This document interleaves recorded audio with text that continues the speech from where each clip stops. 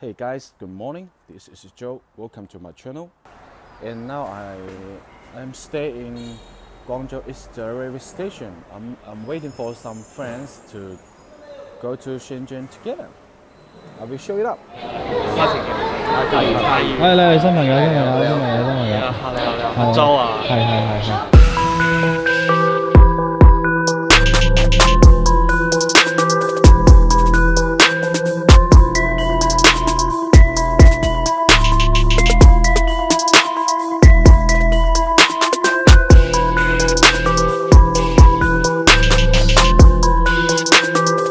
So now we arrive in Shenzhen now.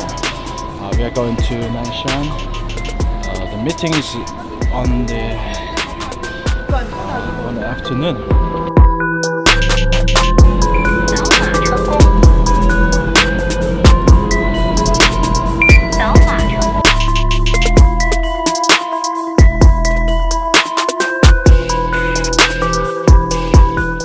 Hello， 大家好，我是朱建豪。那么今天我们来到深圳，去跟这个 Brandon Li 呢进行一个面基的线下交流会。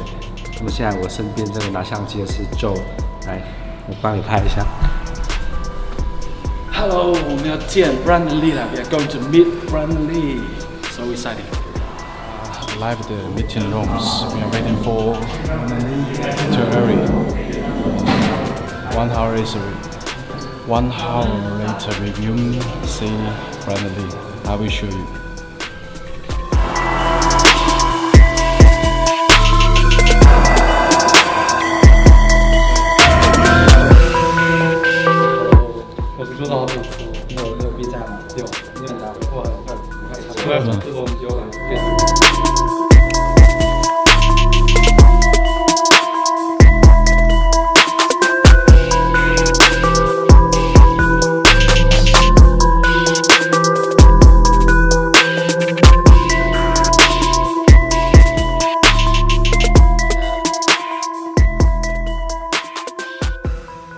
Nice to meet you. Yeah.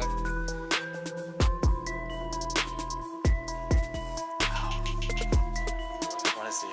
Nice to meet you. Nice to meet you. Come this way. Okay. I'm your big friends.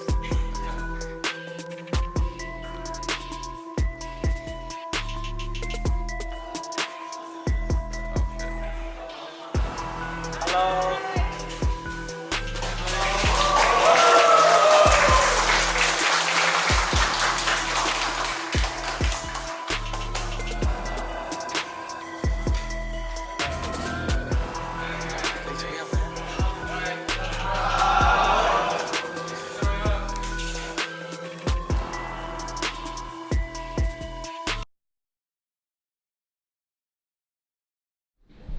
So, is everyone from China?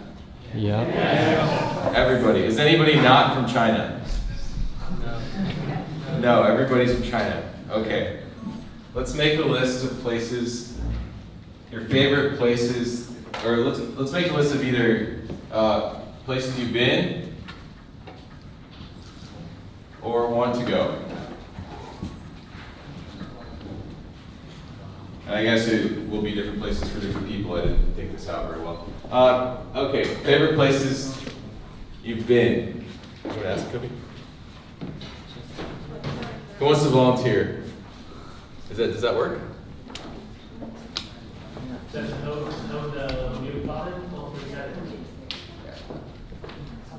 This is just a warm-up exercise.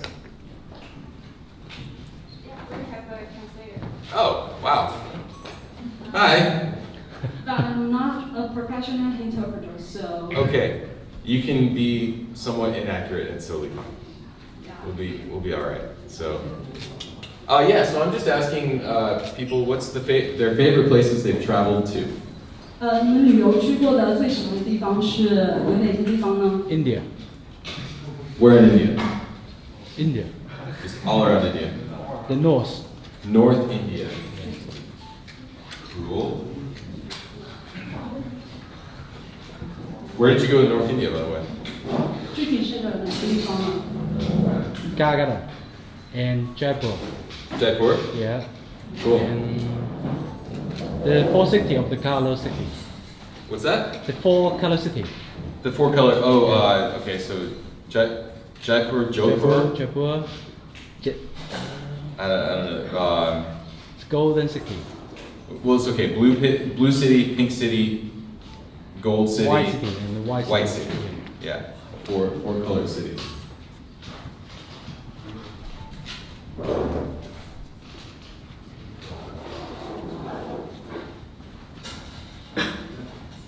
Did you go there to shoot, or did you go there just for vacation, or both? Oh, just make pictures. Just to take pictures. Yes.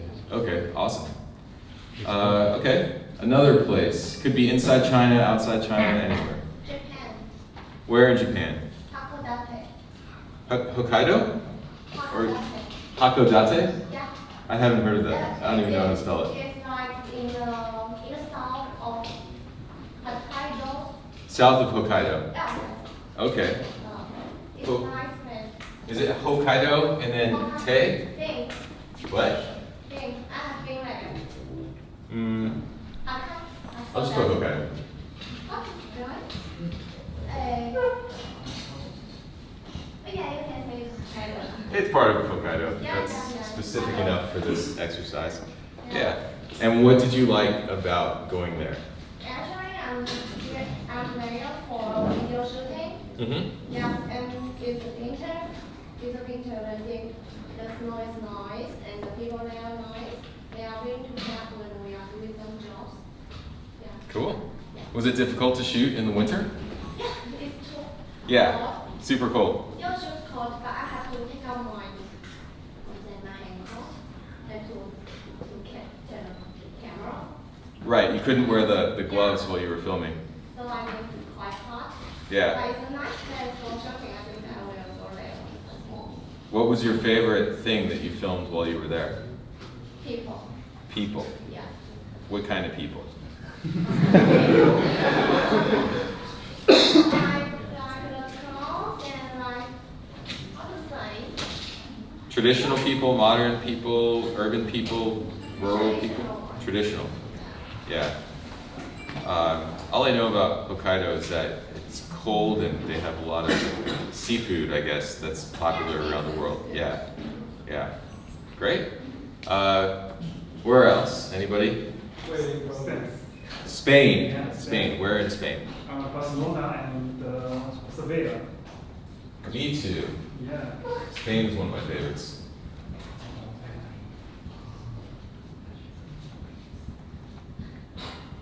And what was your favorite thing that you filmed or saw in all of Spain? Something like La Festival. Which festival was it? Do you remember? La Nazi. Oh, the La Marseille. Oh, okay. Yeah. I was there too. And meet you. Oh, was that when we met? Right. Sorry. Yeah. You're jogging my memory now. Okay. Yes, I remember when we met at La Marseille. Yeah. During the Giants Parade. The Giants Parade. Yeah. Yeah. Sorry. It was a crazy 10 days that we were there. Yeah. Were you happy with what you got there? With what you filmed? Happy with your footage? Just finish shooting. Yeah. Yeah. Yeah. Awesome. Okay. And you went to Sevilla after that? Yeah. So I really like that traditional dance. Mm-hmm. Yeah, and traditional culture. The flamenco? Did you shoot that? Yeah. Yes. Yeah. Flamenco is a great thing to film. I'm actually thinking about making a film just about flamenco, mostly as an excuse to go back to Spain. But yeah. So if you went to Cuba, do you know what you would want to see? What you would want to do there? Have you planned it out? I want to smoke cigar. You want to smoke cigars? Awesome. That's great. What else do you need? Yeah, just sit on the beach, smoke a cigar. I've always wanted just to go to that famous waterfront in Havana where they have the huge waves that come up and splash. Yeah, it always looked cool. And then I guess the countryside is still pretty raw if you get outside of the city. So there's a lot to explore that isn't very touristed, and they don't have, there's not like tons of people with selfie sticks everywhere like you find in a lot of other countries. 对，我的名字是跟 Kobe Bryant 没有关系的，就是其实就我中学的时候有打篮球，然后就是比较喜欢 Kobe，然后本来的英文名字是比较就是很 girly 的，所以就是跟自己改了一个就比较 man 的名字，所以就一直用到现在。Why do you want to go to North Korea? Because I think North Korea is a kind of mysterious place, just like decades of years ago of China, you know. So I want to go back to see what kind of China is like in the past decades. So maybe North Korea is the best place to go.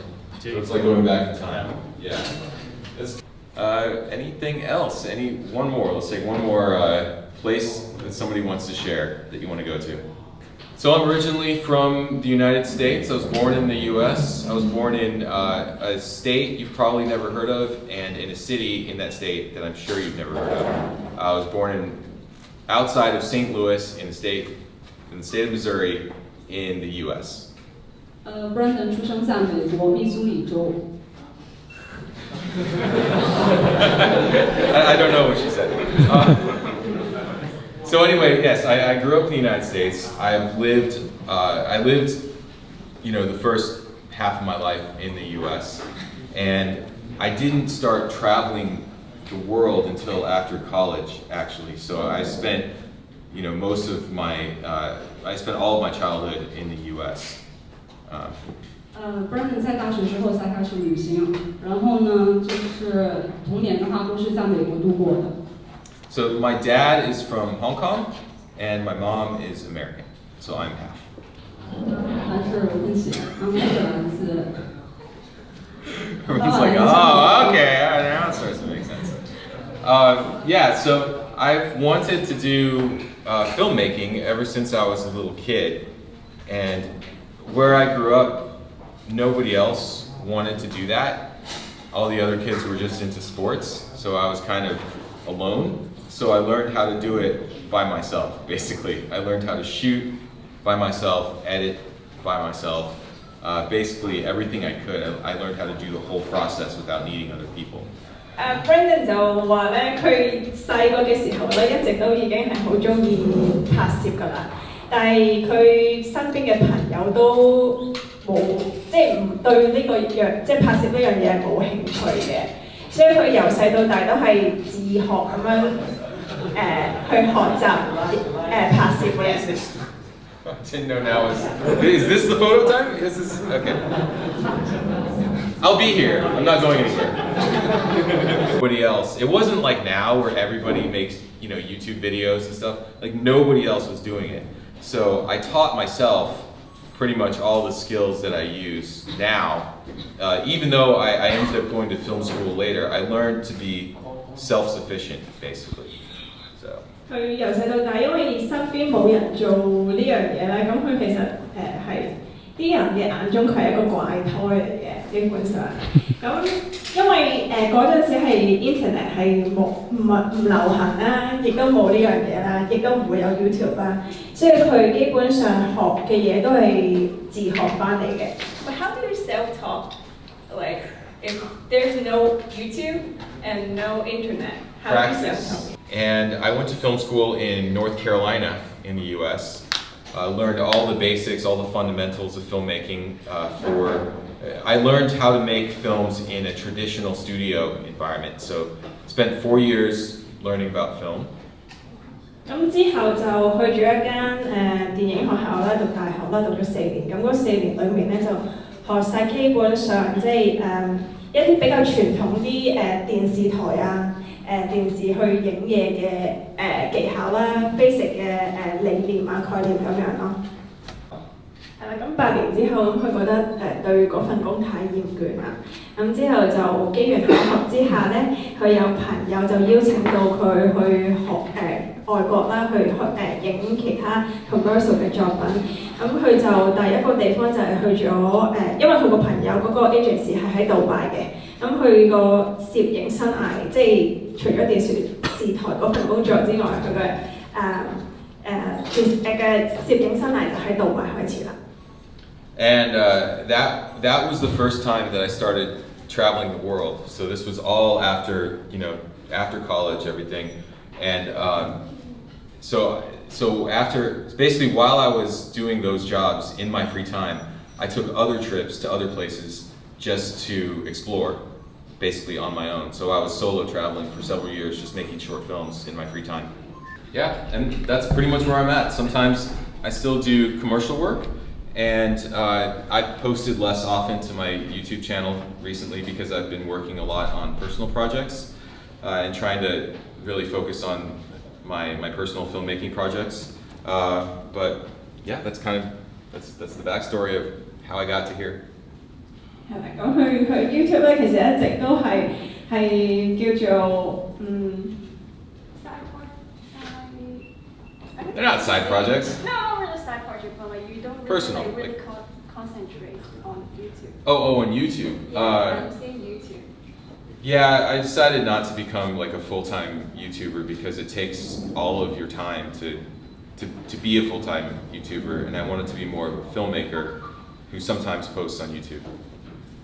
咁係咯，總結少少就係佢個 YouTube 其實係佢一直以嚟都係叫做佢唔係好專注去做 YouTube 嘅，其實就因為佢想擺多啲時間去做佢自己嘅 project 啦。咁因為 YouTube 其實都幾需要時間精神去做，因為都見到好多 YouTuber 其實基本上係一個禮拜就已經係放幾條片㗎啦。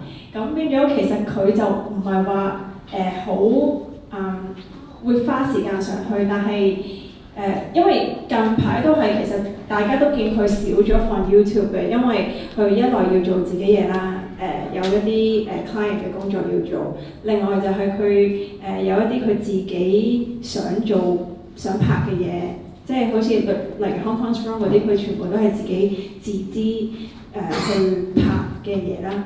咁同埋近排都用咗好多時間喺呢個 film school 上面嘅，所以就你會見到佢近排都少咗時間係放喺 YouTube 度。Yeah. So are you asking how we got permissions for the things that we filmed? How do you really like do your personal project? Like, because like so many places you have to get permissions, Yes. permits, and something like that It takes from time. different places. I find local people who want to help me, and I just let them, I basically ask them for everything I could possibly get. And if you ask enough, you'll get more than you expected, basically. It takes a lot of asking, a lot of follow-up, a lot of phone calls, a lot of emails, a lot of hanging out and explaining what the project is all about and basically getting people's trust. And yeah, and then, bending the rules whenever possible, like shooting whatever, basically shoot first, ask questions later. Like, okay, I filmed something, I don't know if I can use it, but I only get one chance to film it. So I just go and shoot it, and I say, okay, if I could get in trouble for using this footage, I'll deal with that later. But for now, I want to have the shot. So, yeah, basically asking favors and bending rules. 所以佢其實做好多前期工作咧，都係會周圍問人啦。譬如問下有冇譬如去到香港咁，佢會問你有冇啲朋友係做呢啲嘢㗎？有冇啲朋友係做嗰樣嘢？或者直接問人你覺得譬如香港咁樣為例啦，你覺得香港有啲咩特別啊？咁佢就會周圍問人咯。咁然後就其實每一次都好彩地有好多即係好熱心嘅朋友咧，都會自薦同佢講你嚟嘅話，我周圍帶你去啦。或者佢哋都會問身邊朋友你可唔可以俾 Brandon 去影啊咁樣。基本上就係靠人際關係咯。Every time I saw your works is I feel the dynamic range of the society and how you construct your shooting before you go out for shoot, and do you usually plot your shooting plan in advance, or you just go and shoot and take the clips footage of it, go back to your studio and do the post editing and plot in the post procedure and plot the whole structure or storyline like that? Do you want to translate the question to me? Or should I just answer? I'll just answer. Okay. So the question is about how much of what I shoot is planned and how much is improvised and then figured out in post. So 就是刚刚他问，就是他拍片的时候有什么就是是前期是先预备的，然后什么是就是我们到现场才开始的，就是爆头，就是随便拍的，就是问这些。I guess the simplest answer I can give to that is I plan the big stuff and I improvise the little stuff. So the scenes that require special access and the scenes that require a lot of logistical preparation, like in my Hong Kong film, the first incense ceremony where everybody's running in the temple, required a lot of planning. We planned that a month in advance. But other scenes, like anything that was just caught on the street, of random people on the street, or any scenes that took place in public, or where I was just filming maybe a well-known landmark that is open to the public, I didn't really plan that stuff. I just showed up and shot it. And sometimes, I would just I would get lucky basically, and I would catch a really interesting scene without planning, just by happening to see the right thing while I was shooting. So in the edit, I try to make it all look seamless so that you can't tell what was planned and what was improvised. And that's part of the magic of it. That's part of that's the constant sleight of hand I'm pulling, because I know what you're expecting me to plan, and I try to make that look improvised. And I know what you're expecting me to improvise, and I try to make that look planned. So it's a matter of just sort of staying ahead of the audience a bit, so it all feels, so you can't tell basically. 就是拍的时候，就是大的事情，就是先有预备的，好像有些ceremony， 有一些节日的东西，就是好像在香港那个那个聚亨黄大仙的第一炷香，就是我们是之前因为是有一个指定的日子，所以你知道会是在什么时候。可以去，还有什么手续要做才能进去，那些都是先安排好的。然后小的事情好像是就在街上拍一些小的镜头，那些通常都没有预备的。然后他后期的时候就是会把这些大事情还有小事情，就是他尽量就是剪的时候就不让你知道哪些是有预备，哪些是没有预备的，然后就是会有一个比较surprise 出现。And by then I pretty much knew my style, and I knew what I wanted to make. And I mean, to be perfectly honest, I feel like the quality of films on YouTube versus like Vimeo, where I was posting before then, which is the sort of the smaller version of YouTube. I feel like the quality of films on YouTube is much lower. I think that there's a lot better work on Vimeo in travel films, in documentaries, in animation, short films, narrative, everything. It's just better filmmaking over there. So even the best stuff on YouTube, I don't find is really comparable. 就是他从来不会在 YouTube 上面就是找灵感，因为他就觉得 YouTube 上面的影片比起就是 Vimeo 那些是质量是比较低的，就是因为就是在 YouTube 很多资讯，然后就是很多人都做 YouTuber， 然后他们拍的不是他喜欢的那些好像艺术那些影片，所以他的灵感就是不会在 YouTube 下面找，然后就是 What else did you say？对，然后就是 YouTube 下面的那些 YouTuber， 就是他其实就是一年，可能就是1-2年前才知道有那些人，就是他才知道原来是有些人在YouTube 上面是做影片，所以就是他找灵感就是不会在 YouTube， 可能就是有时候在 Vimeo 那边去看一些影片。然后就是通常都是可能看真正的电影。In the film, like who's making the film, right? If they're in all their videos, who's shooting it? Like their videos are all about them. And as a filmmaker, I don't feel like my films aren't about me. I don't think my trip is interesting. I don't think my face on camera necessarily is like the most interesting thing when I travel. I think the culture of the destination is the most interesting thing. I think finding my own visual way to express how I feel when I'm there is interesting, but me walking around looking at stuff I think is boring. And me, even if I'm in a helicopter, it's the same, like helicopters are the same everywhere. So my trip in that helicopter is not special. Maybe when I'm filming is special, but me, I'm not special. So that's the way I see it. And that's why I try to focus on the destination instead of myself.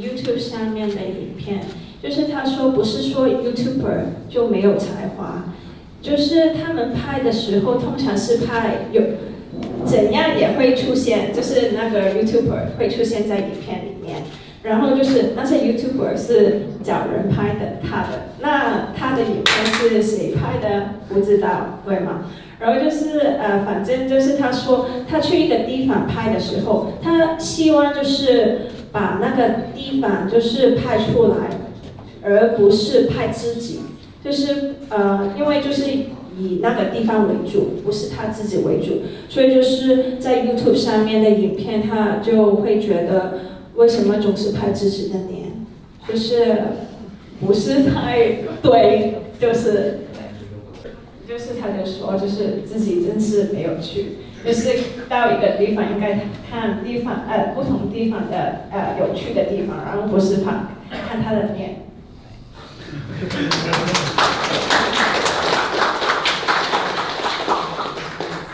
That's awesome. Is it awesome? I guess. I don't know. It's just my opinion. Okay, so the question is, how do I balance my filmmaking with genuinely experiencing the place?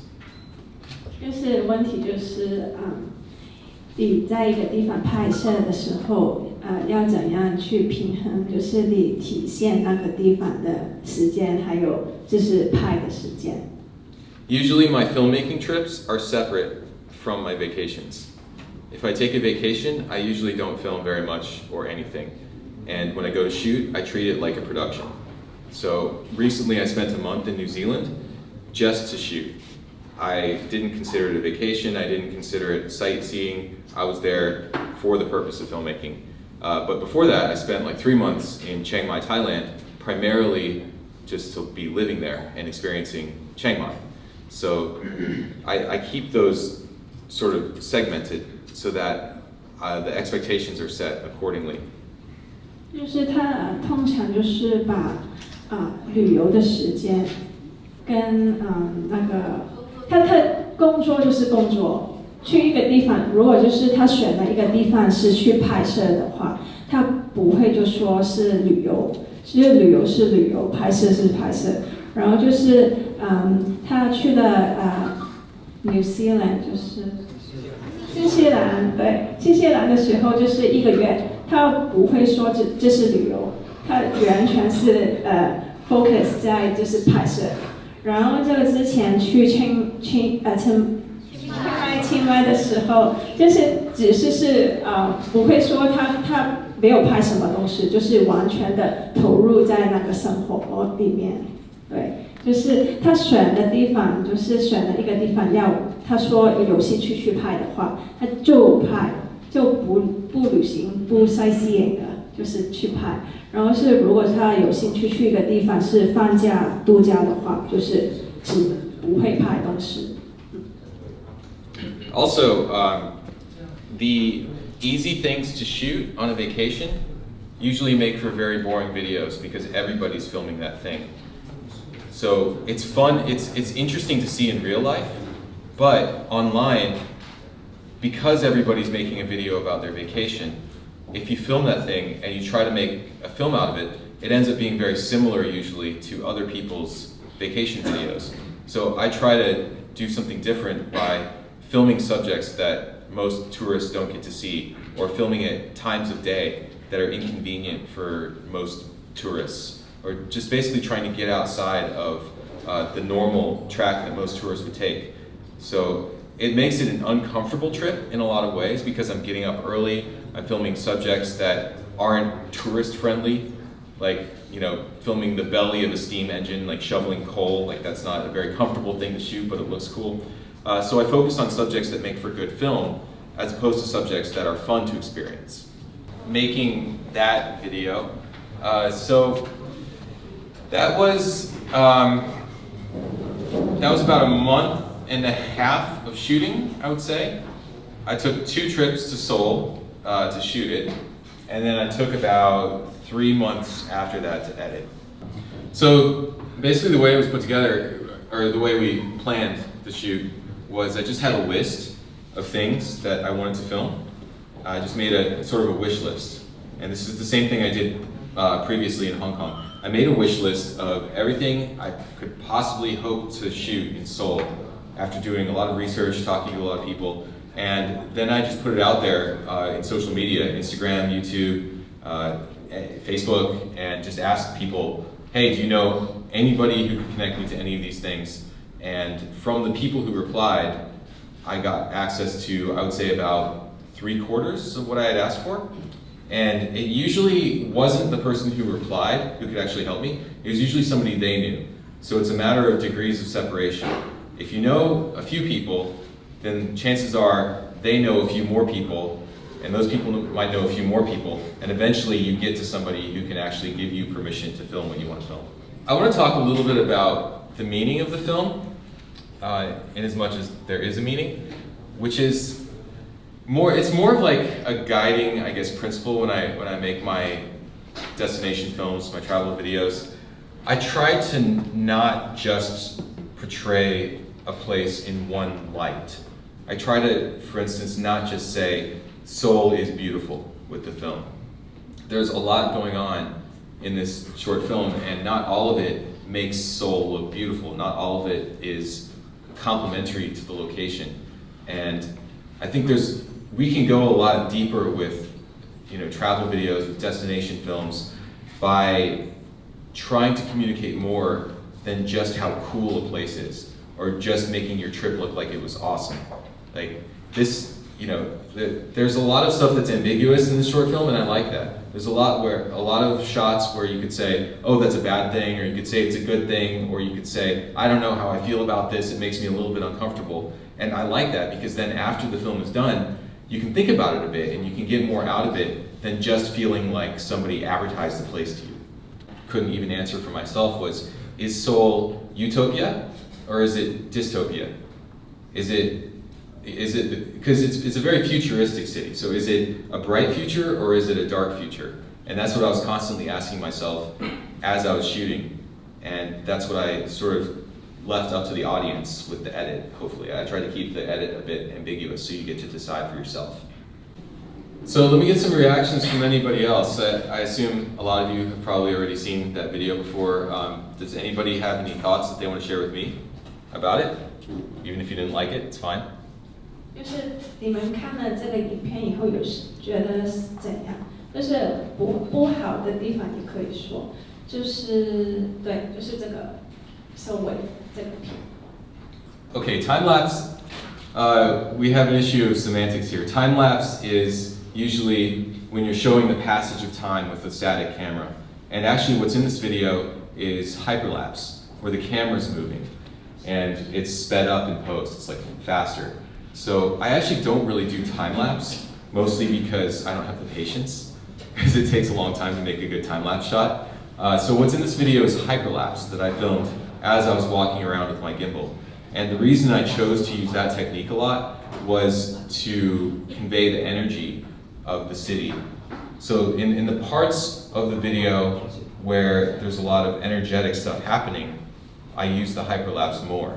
And in the parts where I'm trying to convey that it's calm, or it's peaceful, or it's a more relaxed mood, like when I showed the temple and the monks, then I don't use the hyperlapse. So it's specifically to create a contrast in the different energies in different parts of the film. Okay, anyone else want to ask a question? I have a question about your vision into a city before you go. Actually, I think your work presents what you thought about the city and present what you feel about this city. So before you go to this place, and how do you imagine what you are going to involve in this kind of work? And I think for my personal understanding of this video, you can present kind of the several elements of the soul city, and just like the practice surgery and the game and traditional kind of the cities of this kind of so how do you usually compose your vision of the city? What are you going to contain in your film? So before I went to Seoul, I didn't know very much about the city. Most of what I knew came from K-pop and the news. So I knew about Trump, meeting with Moon, and I knew about the various K-pop groups that were popular at the time. It was very stereotypical and incomplete. But what I did was, as soon as I got to Seoul, I set up a dozen meetings, like coffee, beer, dinner, whatever, with different people who wanted to meet up with me, mostly just strangers through Instagram. And we just sat and talked, and I learned everything I could about Seoul in the first week I was there. And that helped me to get access to some things that I wanted to film later, and it also helped me to get beyond the stereotypes and learn what people in Seoul thought of Seoul. Because the last thing I want to do is make a video where I pretend to be an authority on the place and have it be wrong, have it feel wrong to the people that actually live there. 就是大家可能有看过他 HongKong Strong 和刚才的 Soul Wave， 然后他用过了很多的，可能你们会叫他希区柯克的一种拍法，就是 zoom in 跟 check out 或者 check out 或 zoom in 这种对比的拍法。然后我刚刚就是问他说，为什么你会选择用这么多这种拍法？因为一般人希区柯克他形容就是在这种恐怖电影的氛围当中，我很少在一些这种类似于旅行的 video 见到。然后他说他之所以用这种方式，一来可能是为了一些转场的使用，二来也有一些时候是因为他想要给观众一种很强烈的冲击感、压缩感。譬如在香港那种街道，大家知道香港街道非常的闭塞，然后人很多，所以他用这种方式可以形成一种空间压缩感，让观众也能够身临其境的感觉。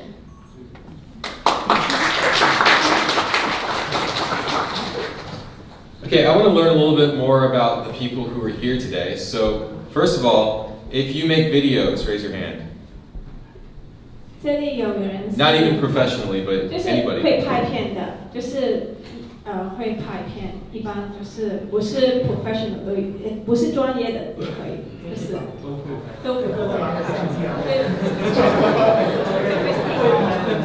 If you're a photographer, if you take photos, if you are a photo hobbyist or professional.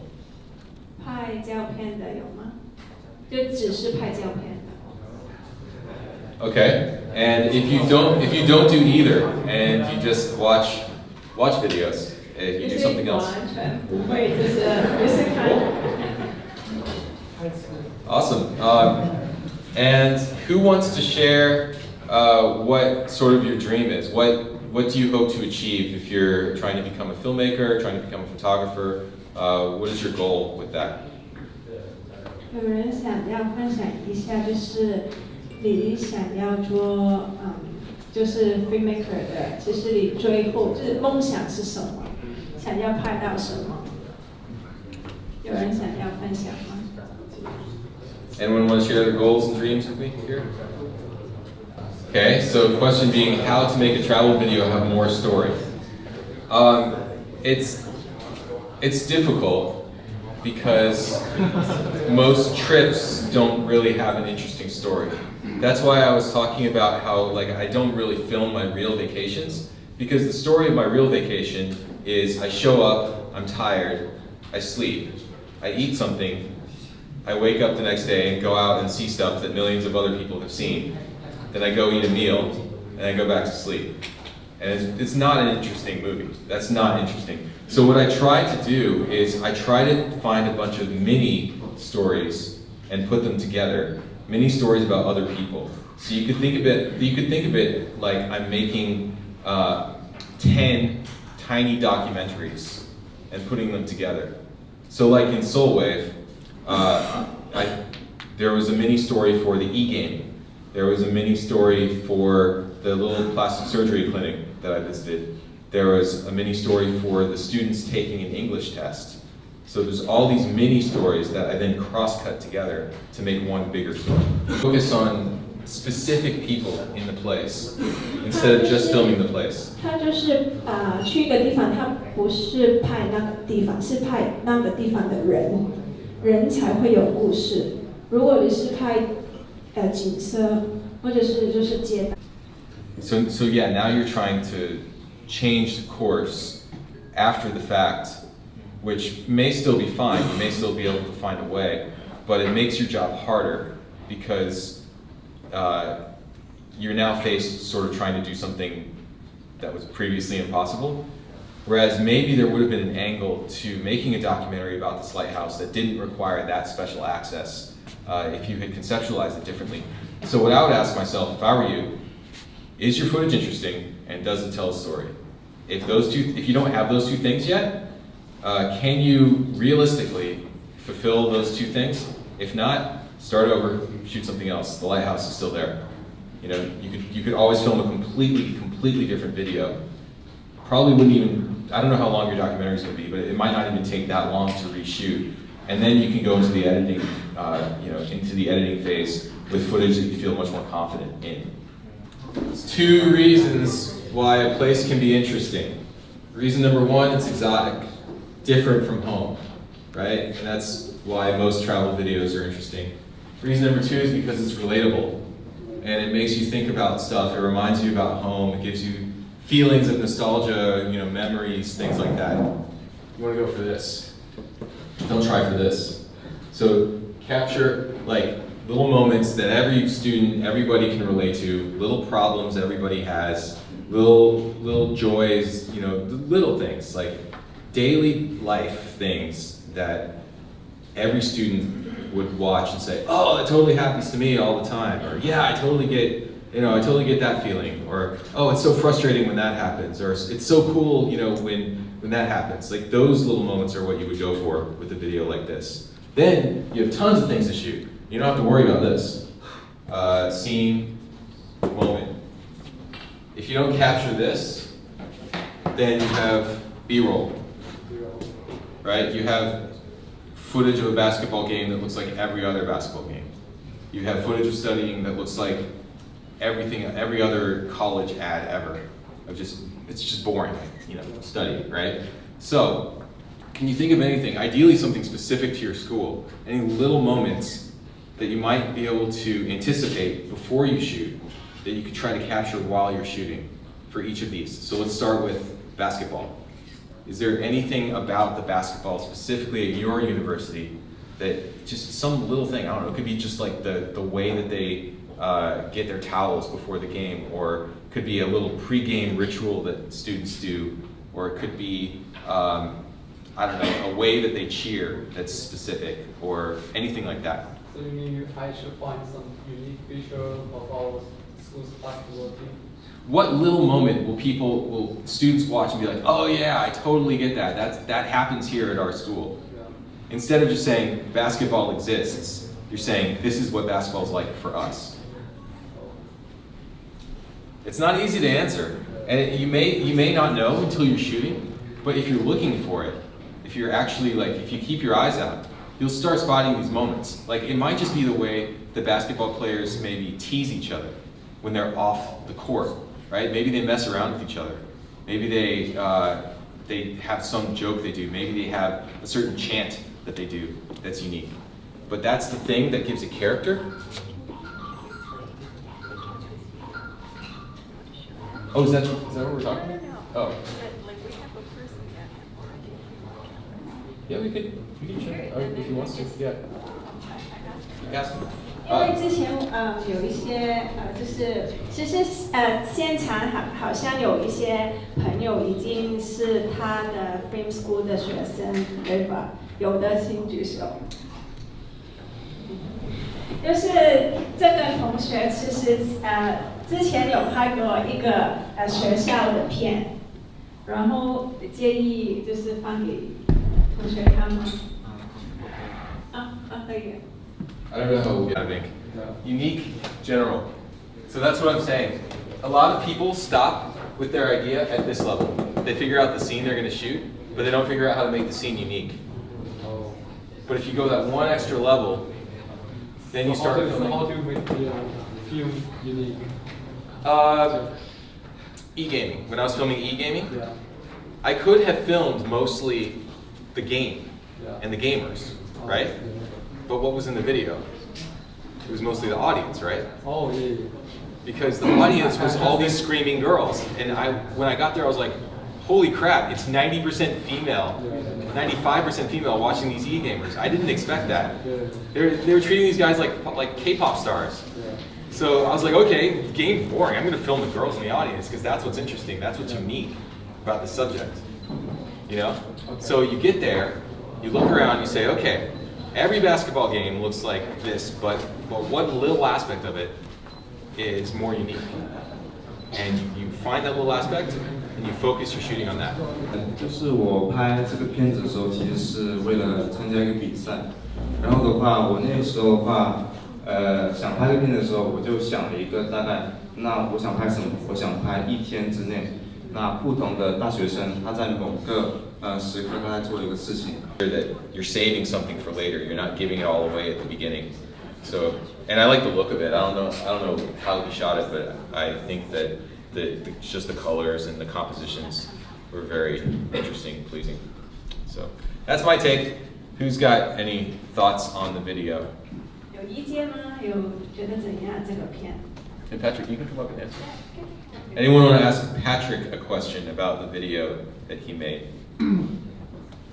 那个我 Or you want to talk about how you made it? 我大概说一下，就是我之前有2部片子嘛，然后我有放到那个学校上面去，然后稍微做一点那种方形摇晃的时候，那我其实是更能表达出那个感觉的，而不是说使用稳定器，因为有时候太过稳定会让别人觉得很冷酷，这个东西它没有温度，对，所以就很多细节吧，我觉得一点一点构建到后面Brandon 他也会在那个项目上面会写一篇文章，比如说他在拍东京的时候，整个项目他会列得很清楚，说我拍这个项目的时候，我全部使用手持去拍，然后我拍的时候，有一些部分我觉得我怎么去塑造它，我怎么去就是去体现它这个故事，对，然后再到后期的会布置作业，会给你一个作业，然后就是说。你可以去练习，练习完之后上传作业。然后现在不只是 Brandon 一个人，还有一些比较厉害的一些制片，就比如说HongKong Strong 那个制片，那个女生的，然后外国那个就制片，他也会给你反馈信息。然后我是把我的作品抛上去之后，他们会写这么惨一篇反馈给你，然后你就会知道说我的片子问题出现在哪里。对，就大家会给你一些比较专业的一些反馈这样子。然后的话。我觉得最重要的是本身自己，你对片子有没有一个热爱，然后持续进步这样子，对。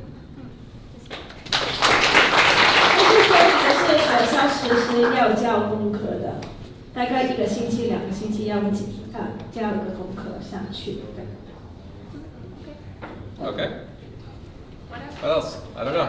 What else? 对，还有什么问题想要问吗？怎么样加入这个学校呢？现在的学校因为还是现在其实在那个 beta grade， 对，就是现在是有限度的收生，就没有公开的。之前他在网络上应该有就是发过一个问卷，对。然后就是有兴趣的人都会做的那个问卷以后，就是他们会在不同时段就是收生。Do it part-time or on the side, unless you do much smaller projects. So you can just try to make much shorter films. You can tell like the Hong Kong tram film. Roll the camera. I don't just film footage if I don't think I'll be able to use it in the final film. So I don't film unnecessary things usually. I only film things that could possibly be in the final film. And I know which footage from what I film would be the best, usually as I'm shooting. And I just remember it. And then when I edit, I pick out those few moments because I remember them. I'm waiting, nothing's happening. It's very, very boring.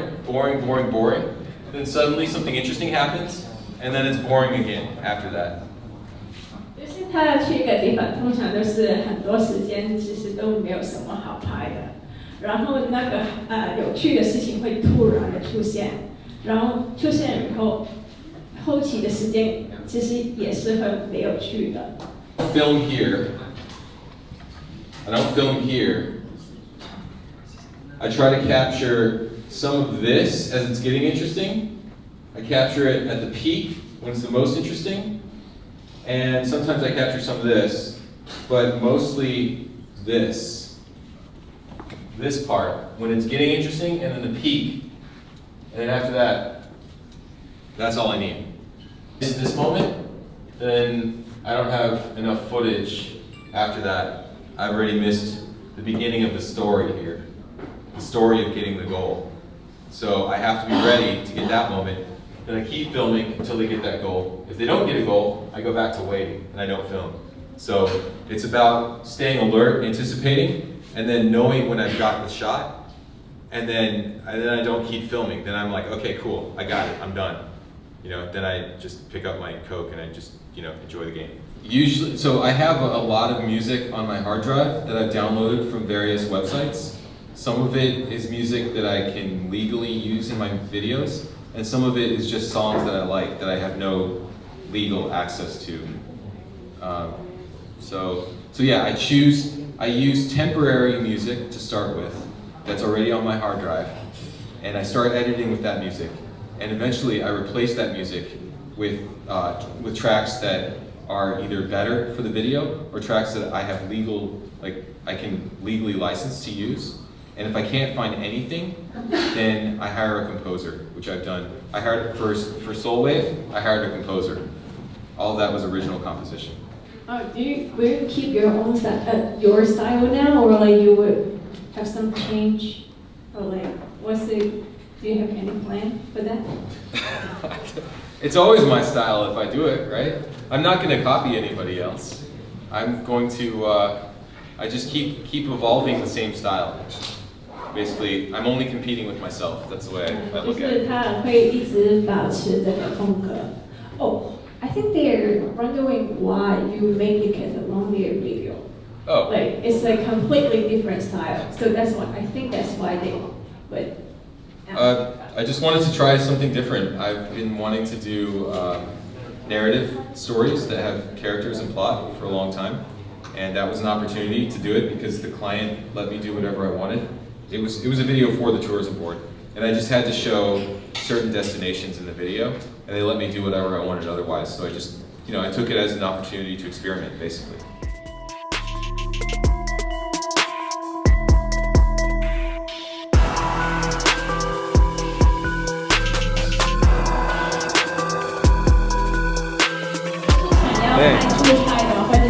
Cheers. 就是拍完这个以后再